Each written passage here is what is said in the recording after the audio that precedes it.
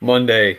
You guys, believe it or not, you're actually getting pretty close to being done with this course. There's only a few weeks left and only a few lessons per week. In fact, I'm gonna start like tapering the number of lessons down to like 2 lessons a week and just kind of give you time to work on other classes and kind of get ready for the end of this class. The end of this class is gonna be a pretty short Google document you type up, kind of summarizing the course, and that's it. I'll give you plenty of time to work on that. So your topic this week are global issues. So I'll take you to it. You've got 3 lessons this week, and that's it. Next week, just 2. All right, there it goes. All right. Oh man, these are some old ones here. Look at this. The printing press. That seems like ages ago. Ataturk. Wow, fascism. I wonder if you actually guys even remember this stuff, Mr. Garvelink. Ultra nationalism. All right, global issues, part 1. This is kind of more recent end of the course. All right, so global issues in China, Africa, and Latin America. All right, so I usually play around with you. I tell me something that's really annoying to you, and you're like, "Oh, visitors, this and that," and then I make you feel bad because it's global poverty is a bigger issue. I mean, we have a lot to be thankful for the world we live in right now. Not to say there's not poverty in our own neck of the woods in Grand Haven, but compared to global poverty, it's kind of sad. So. All right. I have much to be thankful for. I don't know when my daughter's head got cut off, but I'm very thankful for the world that I was born and brought up in. So, and it's a fight. So, basic necessities, like getting decent drinking water, it's crazy. That's what some people fight for. We take that for granted. All right. So, a developed nation is a nation where per capita income is greater than 20,000 US dollars. So, that's a developed nation. That would be us. Canada, Germany, that's a developed nation. All right.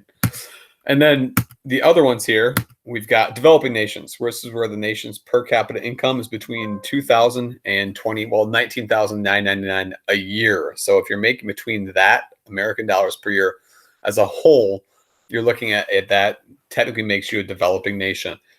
Countries like that are China, India, and so they're on their way up and they're developing, but they're not a developed nation yet. And then underdeveloped, this is where the nation's per capita income is less than 2,000 US dollars a year. So some of your parents just recently got that government stimulus check, and you made more with that one check than some people make for an entire year. So not to say that America is perfect by any means in terms of wealth, because it costs a lot of money to live in America. The standards are much higher, but in underdeveloped nations, they're making less than 2,000 American dollars a year. Some people are living on $1 a day. So another way to look at it, define necessity. Yeah. So we'll look at this weird dichotomy between the very developed countries and underdeveloped countries. So yeah. All right. One thing we look at too is the birth rates. That's the measure of number of births in years in thousands. And when we look at this, the overall data, poor countries tend to have more children. You can think about that for a lot of reasons, but one of the factors that really does this is children are viewed as extra hands or work. If you're an agricultural based society that's still poor, you need a lot of children as to really act as helpers. And also they're the caregivers when you get older. Your children protect you. They don't have the luxury of having retirement homes or nursing homes like we have today. So more children, the poorer the country, usually there's more children born there. And then total fertility rate, number of children born women have in their lifetime. We look at total fertility rates here. The poorer the country, once again, the more children you are bearing in your lifetime. Sometimes it goes availability of contraceptives, and it also correlates with how poor a country is as well. So the more affluent you are, you have less children as a whole. Right? So, and then this is interesting too. 2012 data pulled a few years ago. Monaco is one of the richest countries in the world, and you tend to live the longest. Japan, a very rich country, you tend to live a very long time. United States of America, 78.68 for men and women combined. You tend to live a long life. And then the poorer your country is, the less you are living. Now, the interesting thing here in the bottom is one thing we're seeing globally is people are living longer. If we dial this back to, here's the world life expectancy in 1950. That's the world if you made it to like 46 or 47, that was your life expectancy.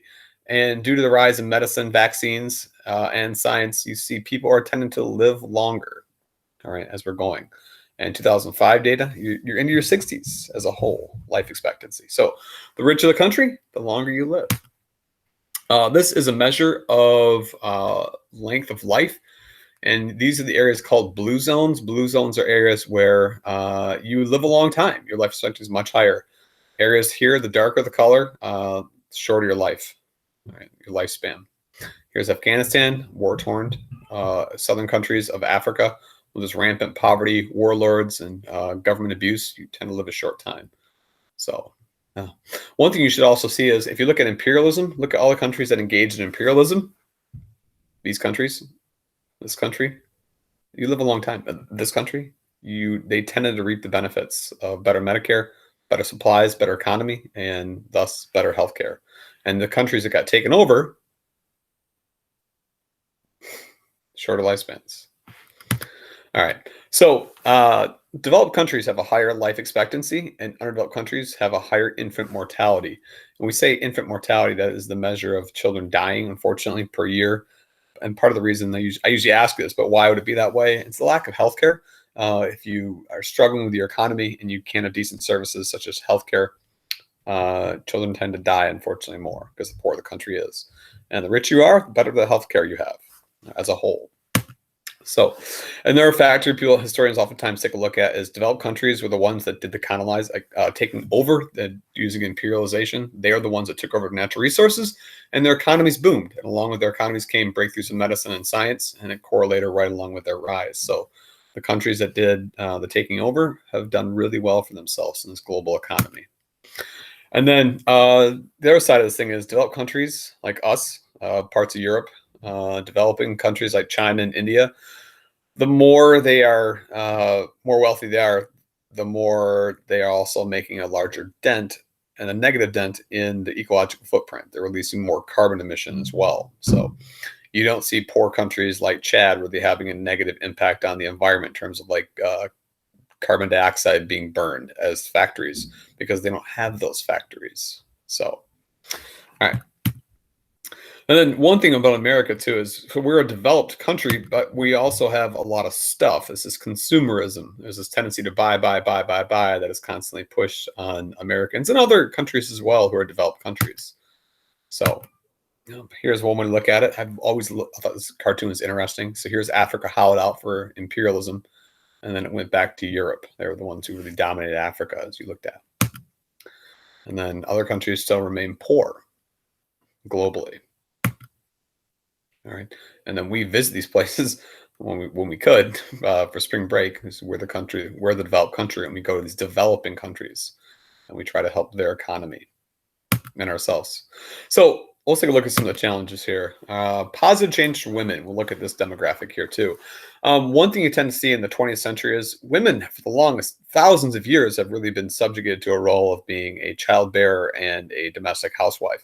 Things started to change in the 20th century, much more for the positive for women. You started to see women given the opportunity to have jobs due to industrialization, women going in and working. You saw it in World War I, World War II. So women are opening or breaking down this glass door in terms of the right almost to have a decent paying job, to be independent by themselves. One thing we're also seeing, women have increased access to voting rights in democracies. We just celebrated our centennial anniversary of giving women the right to vote in America, and other countries have done that as well across the globe. So women are getting more voice in democracy. And along with that comes increased access to healthcare, increased access to education. For the longest time, Boko Haram, a terrorist group in Africa, literally means death to Western education. They don't want girls being educated. You might think of Malala, the girl who was shot because she wanted to go and receive an education. So there's this constant push, this war to get the right to have education, the war to get the right to have decent healthcare. And the last little point, women have also moved away from traditional roles in the home. So they're not just having children and being a domestic housewife. They might have their own careers now. So there are some positive changes from the 20th century. So whenever that happens, this dynamic where women have been housewives for thousands of years and their role in society has been determined for thousands of years, there's some pushback against women. So women who oftentimes want that education, that want their independence, oftentimes they are persecuted for that. I think of Malala, the girl who wanted her education. She was attacked by the Taliban for that. And then I said earlier, Boko Haram is this terrorist group where these girls want to learn, and they were basically abducted by terrorists and held for ransom because they wanted to pursue an education. They wanted a career. So there's pushback. Another thing we take a look at is China. It's a rising superpower today. I'm going to skip the overpopulation thing because the data right now suggests that China is actually leveling out with their population. They did have a lot for the longest time, and they took certain measures to one-child policy, but in terms of real rapid growth, it's not what it used to be. All right. One problem, this is a good and a bad, is their carbon footprint. So how much fossil fuels they're burning, how much carbon they're putting into the atmosphere. China is notoriously known for burning huge amounts of coal. But at the same time, they've realized that green energy, solar, hydroelectric, in the long game, the long run, is cheaper. So yes, while they're burning huge amounts of coal as they're a developing country, once they become developed, they are transitioning, which they're doing right now, to green energy. They're the world's leading producer of green energy. So they're the world's leader of the worst and also the world's leader of the best type of energy. So it's a mixed bag with their carbon footprint. We've probably seen pictures of Beijing before and the smog there. And this is when they're trying to develop their economy. All right. Here's a book I'm reading right now. Interesting. But they're looking at the total carbon being released right now. And yes, carbon is going up, but there's a leveling. And one thing they're finding in the research is that as countries become developed and have more money, they are pursuing cleaner types of energy, wind, solar, photovoltaic, versus the dirty types like coal. So that's a positive, I guess, for one thing we're seeing about carbon. They're burning it to get their economy roaring, but then once they get to a developed country, they tend to embrace more of the green solution. So, and here is carbon intensity, CO2 emissions. You see the countries, once they get there, they're actually lowering their emissions once they're a developed country. And China was roaring up with coal, and it spikes up, and then it's actually rapidly decreasing as well. So perhaps some positive news for the environment. Here's a picture of China. These are all solar panels, and the way their solar panels are designed, they made them into giant pandas. Yeah, go figure. Only China, right? So, interesting thing with China, government and political oppression. As you know, China is a communist, almost like dictatorship, although it says it's a democracy. It's communist. It means people have little voice. China has been very tough on critics, specifically people inside China. In 1989, there's this thing called the Tiananmen Square Massacre. College students where they wanted democracy. They were sick of of communism, and they were learning about Western ideas in their college classes.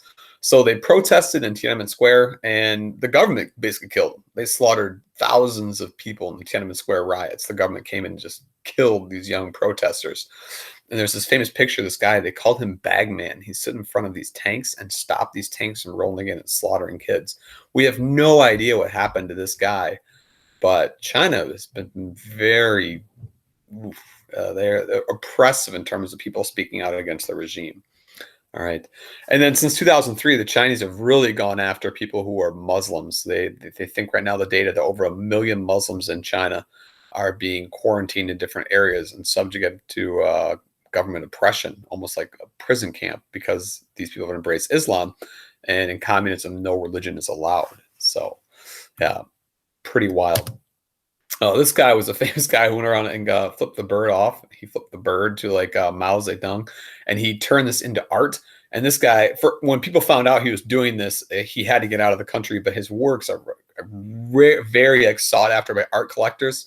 He's an outspoken critic of China, and he really believes in the idea of what we have in America of free speech and expression. But in China, that is not okay. All right. So even this idea, the current President Xi, his resemblance is to a teddy bear, and he's hypersensitive to the fact that people online are internationally and people in China are mocking him. So if you Google President Xi and Winnie the Pooh, Like they'll search, you won't get anything. They're blocked by the government because he's hypersensitive to his comparison to looking like Winnie the Pooh. Go figure, right? I'm not sure if Obama's Tigger, but whatever. All right. So China, in this day and age of this internet, of this global connected world, it censors the news for sure. If you search certain things in China, Tiananmen Square, President Xi looking like Winnie the Pooh, it's blocked. The government basically shuts down internet access for different areas. In 2008, when they were having their Olympics in Beijing, the government shut down internet access, mostly for people who are speaking out. So China definitely engages in modern day censorship with its population. All right. So, all right, that's it. Take a look at the notes. As always, the quizzes are kind of open access. You can take a look at as you take the quiz. All right. You got Global Issues 2 coming tomorrow. All right. As always, send me a notification.